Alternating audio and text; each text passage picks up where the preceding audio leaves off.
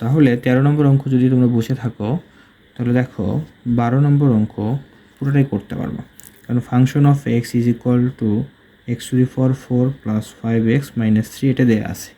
বের করতে বলছে কি ফাংশন অফ -1, তাহলে আমি একটা বের করে দেখাই, বাকি পরবর্তী ফাংশন অফ 2 এবং ফাংশন অফ হাফ এর মান বের করতে পারবা।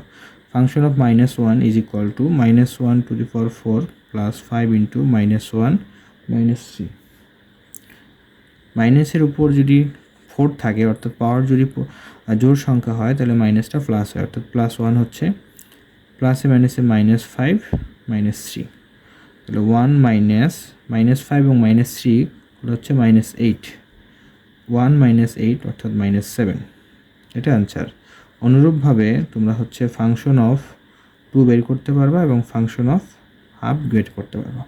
বের করে কমেন্টে জানাবা যে আসলে তোমরা বাকি অংশটুকু করতে পারলা কিনা।